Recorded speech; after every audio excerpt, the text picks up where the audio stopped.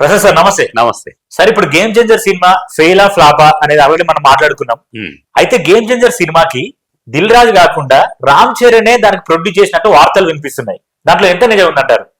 నిజాలు వాళ్ళకే తెలియాలి. ఓకే. కాకపోతే సినిమా ఇండస్ట్రీలో దిల్ రాజు అనే వ్యక్తి ఓకే అంత డబ్బులు ఇన్వెస్ట్ చేయడు.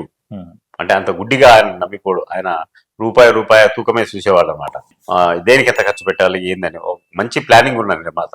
అవును. కాకపోతే రామ్ చరణ్ కు శంకర్ డైరెక్షన్ లో చేయాలనే ఒక కోరిక, ఆ కోరిక తీర్చుకోవడం కోసము దిల్ రాజును ప్రొడ్యూసర్ కాబట్టి దిల్ రాజు బ్యానర్ వాల్యూ, అతని వాల్యూ ఇవన్నీ కలిస్తే సినిమా బాగా వస్తుందని రామ్ చరణే లోపాయికారిగా ఇన్వెస్ట్ చేశాడు అని సినిమా ఇండస్ట్రీలో వినిపిస్తుంది. అది ఎంతవరకు నిజం అనేది వాళ్ళకే తెలియాలి. ఇప్పుడు అంటే ఇంకొక మాట ఏమన్నాడు అంటే రామ్ చరణ్, దిల్ రాజు గారు మీరు తర్వాత తీయబోయే సినిమాలో మీ బ్యానర్ లో నేను ఒక సినిమా చేస్తా, వితౌట్ రెమ్యునరేషన్ నేను ఫ్రీగా చేస్తాను అన్నాడు. ఎందుకు అలా అంటాడు? అంటే సినిమా ఫెయిల్ అయిందనా లేకపోతే ఎలా? అది అతని ఉదారత. రామ్ చరణ్ ఇప్పుడు ఇంత పెద్ద సినిమా ఫ్లాప్ అయింది. ఓకే, ఫ్లాప్ అంటారా? అదే కదా అంటున్నారు. ఫ్లాప్ అయిందనే ఒక వర్గం ఉంటుంది. సరే సినిమా బాగుంది, కలెక్షన్స్ అయితే రాలేదు కదా, వీళ్ళ టార్గెట్ ఏంది? పుష్ప 2 కొట్టాలని. దాని దరిదాపుల్లో పోలేదంటే ఒకవేళ పెట్టిన డబ్బులు వెనక్కి వచ్చినా కూడా సినిమా అయితే విజయవంతం కాలేదు అని అర్థం. కాబట్టి ఇంతకుముందు గతంలో కూడా వాళ్ళ నాన్న కూడా అలాగే చేసినట్టున్నాడు. మనకి స్పష్టమైన తెలియదు కానీ చిరంజీవి కూడా గతంలో ఇట్లైనా ఏదో ప్రొడ్యూసర్ నష్టపోతే అతనికి ఇప్పుడు రామ్ చరణ్ అయితే ఏ నిర్ణయం తీసుకున్నాడో ఇది ఇంత ముందు నుంచి వస్తా ఉంది. చాలా మంది ఇప్పుడు కృష్ణ ఉన్నాడు, హీరో కృష్ణ, ఆయన కూడా ఆయన సినిమా పోతే డేరింగ్ అండ్ డాషింగ్ హీరో అంటారు. ఎందుకంటే ఆయన సినిమా పోయిందనుకో, ఏం సార్ సినిమా అంటే పోయిందయా అంటాడు ఈజీగా అని. అవి నిర్మాతలు పిలిచి మీకు ఇంకో సినిమా ఇస్తలే చేసుకోండి అనేవాడు. అట్లా పెద్ద హీరోలు నిర్మాతలు అంటే నిర్మాత హీరోలు నమ్ముకొని ఉండేది.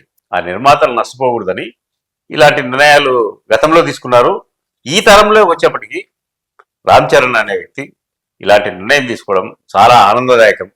అంటే నాలుగు సినిమా ఇండస్ట్రీ పచ్చగా ఉంటది, అతనికి కూడా మంచి ఇంకా అభిమానం పెరుగుతుంది అతని మీద. అవును. ఎందుకంటే నిర్మాత అనేవాడు తండ్రి లాంటి వాడు సినిమాకు. అది తండ్రి నష్టపోతే నెక్స్ట్ అందుకని అతను తీసుకున్న నిర్ణయం మంచిది. అతను చెప్పిన మాట కూడా అతనికి భరోసా ఇచ్చి, అంటే దీని వెనక సినిమా నష్టపోయింటేనే కదా నీకు వేరే సినిమా చేస్తాను నేను అంట. అంతర్లీనంగా ఏమర్థం ఉంటది, అదే అర్థం. కాబట్టి రామ్ చరణ్ తీసుకున్న ఈ నిర్ణయాన్ని మనం అందరం అభినందించాలి. Okay sir. అండ్ ఇంకో విషయం ఏంటంటే అల్లు అర్జున్ కూడా ఇదే తరహాలో రుద్రమదేవి సినిమాలో గోనగన్నారెడ్డి క్యారెక్టర్ చేసిండు. అప్పుడైనా అసలు రెమ్యునరేషన్ తీసుకోకుండానే చేసిండు. సో ఇప్పుడు ఏమంటున్నారు కొంతమంది నెటిజన్లు, అల్లు అర్జున్ ని ఫాలో అవుతూ రామ్ చరణ్ ముందుకు పోతున్నాడు అని అంటున్నారు. దీన్ని ఎట్లా చూడొచ్చు? అల్లు అర్జున్ అనే అతను ఇతనితో పాటు వచ్చినోడే, నిన్న మన వచ్చినోడే.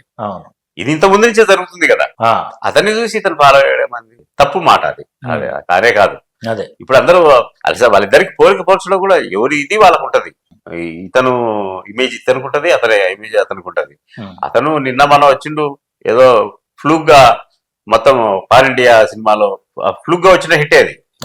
అంతేగాని దాన్ని ఏదో తీసుకొని ఆయన్ను ఈయన అనుసరిస్తున్నాడు అనేది శుద్ధ తప్పు. అది మాటనే తప్పు.